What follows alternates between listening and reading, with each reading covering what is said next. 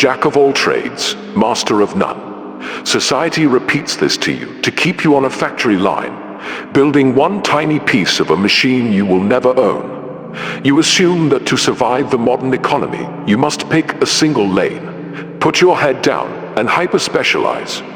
You think dividing your attention dilutes your competence, and that mastering everything is biologically impossible. Why do you feel a deep, nagging friction every time you force yourself to study just one discipline for years on end? Because your brain is inherently hostile to isolation. Hyperspecialization is an industrial invention, a macro constraint designed for corporate efficiency, not human potential. The complete historical quote actually ends with, "Oftentimes better than a master of one. You are entirely capable of mastering all trades." How exactly did a man in 15th century Florence map the human cardiovascular system, invent ball bearings, design flying machines, and paint the Mona Lisa in a single lifetime?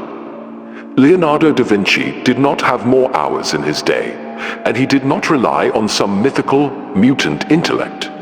He possessed a structural strategy. He treated knowledge not as separate categories, but as a singular, interconnected mechanical system. How do you apply this structural leverage to your own life right now? You stop seeing your interests as competing liabilities. You start treating them as a unified compounding system. When you learn code, you learn logic. When you study psychology, you learn human behavior. When you practice writing, you learn distribution. If you attempt to learn these in a vacuum, your retention collapses. But when you anchor a new trade to a problem you are already solving in another, your learning curve aggressively accelerates. Look closely at how Da Vinci studied the flow of water in rivers. He mapped the eddies and currents. Why did he spend months staring at water when he was supposed to be studying anatomy? Because when he finally turned his attention to the human heart, he didn't start from zero. He applied the fluid dynamics of river eddies directly to the movement of blood through the aortic valve. The engineering informed the biology. The biology informed the mechanics. Why are polymaths dominating the top tiers of modern wealth and influence today? The digital economy severely punishes the hyper-specialist. Markets pivot entirely in a single quarter. If you only master one rigid framework, you are instantly replaced by an algorithm. But if you command system architecture, consumer psychology, and market distribution, you become the architect of the algorithm. You leverage micro skills into a massive macro advantage.